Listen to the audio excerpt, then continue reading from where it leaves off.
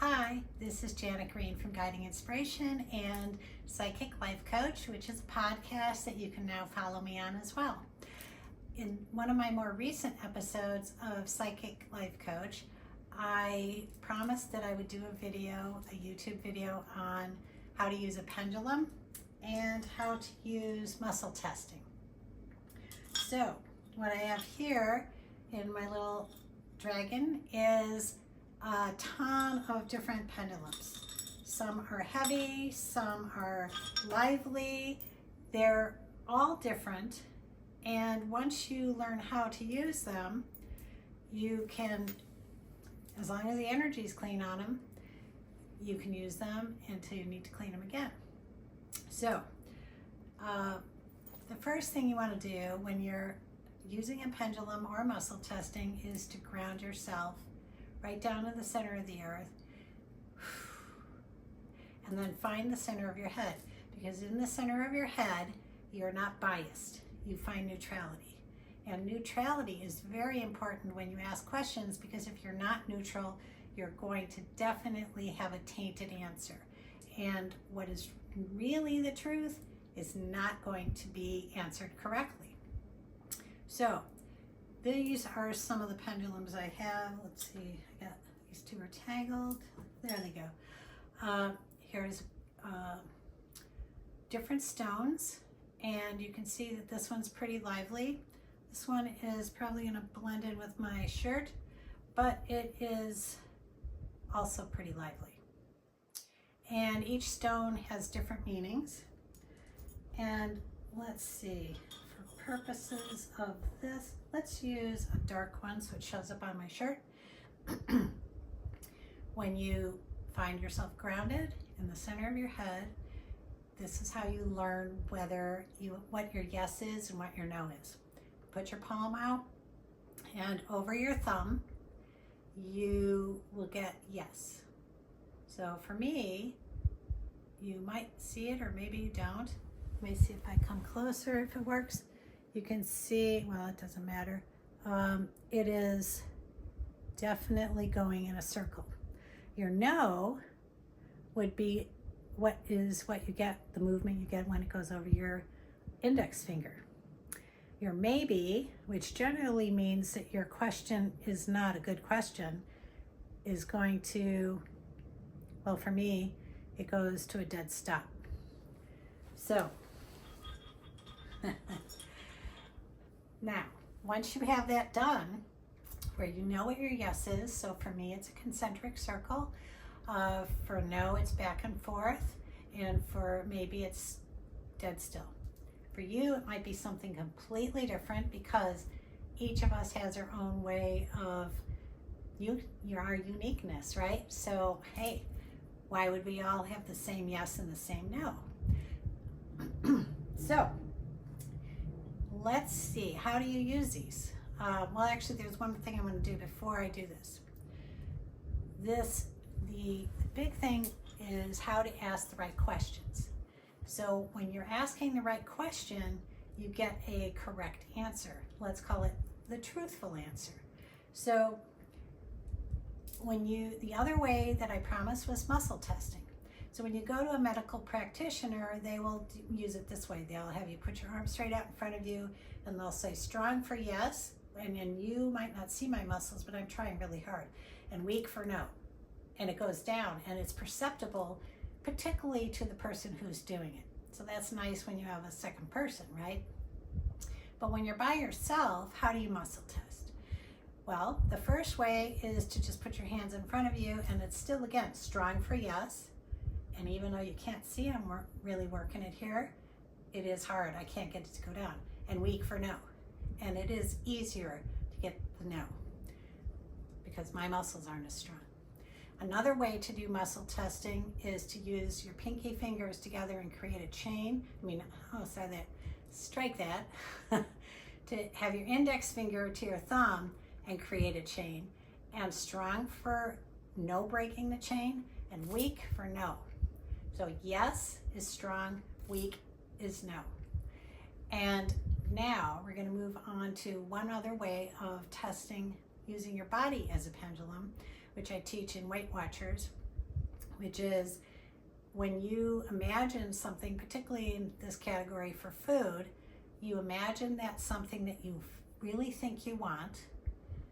And let's say a piece of cake, a piece of chocolate cake. Imagine it in your hand.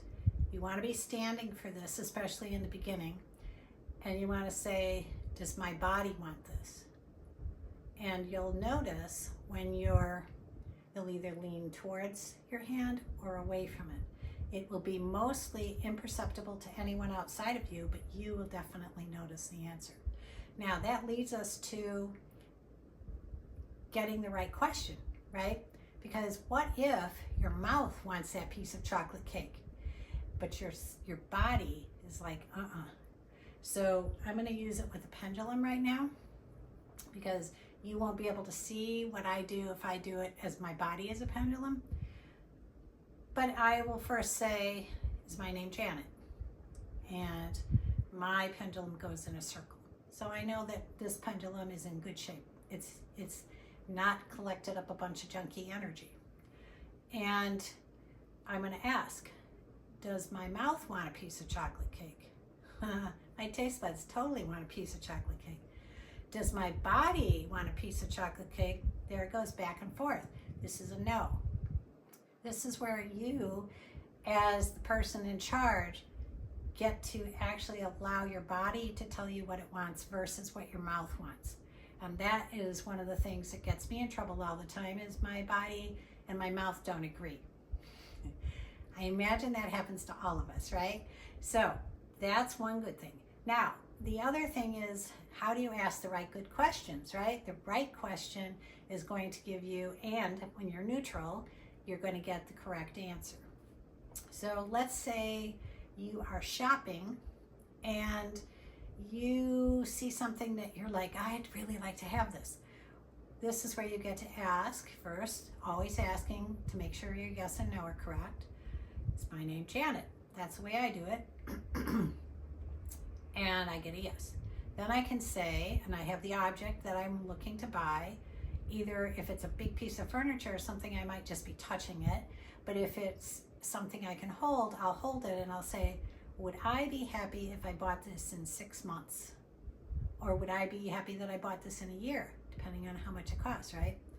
And if you get a yes, then you know that you would be happy with the purchase and it wouldn't be something that you would end up returning or something like that. The other thing, especially when you think about time, if you're buying something large that requires, let's say you're going to pay it on time, you might want to extend that out to as long as you're going to be paying for it and maybe beyond. So if you were buying furniture that had 3-year payments or 2-year payments, you might want to put it out 5 years. Let's see. Yes, I think I've covered all of the different ways to muscle test, pendulum and muscle test. Now, if your pendulum, well, let's say you've got a piece of dental floss with a screw on it, you still can do the same thing. If you don't have a pendulum on you and you're wearing a necklace, you can take the necklace off and you can use that just by holding it the same way as you're holding the pendulum. You can use muscle testing and body as a pendulum, right? Those are all 3 things. Remembering that you want to be grounded and in the center of your head when you ask the question. If your pendulum is like doing the wrong thing when you ask your name or yes, you can put it on a piece of selenite. Now, selenite, you can buy it in all different sizes and shapes. This one is just like a rod. This one has been really nicely carved, really pretty.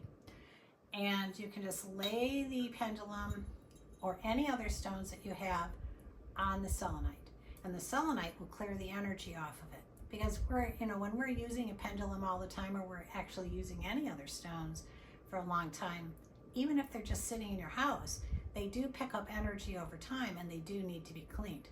You can also clean them by clean the energy off of them by putting them in a full moonlight. You can also clean them by putting them in direct sunlight. So those are a couple different ways. So again, we're just going to review. Ground, Step 1. Step 2, find your neutrality there in the center of your head. Step 3, ask your questions and make sure they're good questions so that they're not vague, where you would get a maybe, or you're not vague, like asking the question, would I like a piece of chocolate cake? Versus, would my body like a piece of chocolate cake? So you want to get to the crux of things. You want to get to the truth, right? That's the whole goal of this. So if you're really good at it, you start to get very unique in how you do it. Somebody called me the Queen of Pendulums years ago, and it was because I have so much certainty. So if you believe that this is working for you, that your muscle testing or your pendulum is working for you, then you're going to find certainty in it. And of course, the more certain you are, the easier it gets. It's just like driving a car, right? You got to do it until you practice it to enough so that you can be competent in it. And once you become competent in it, then you can start to use it for asking the right questions and having certainty. So let me think, is there anything I left out? I think I was the most organized this time.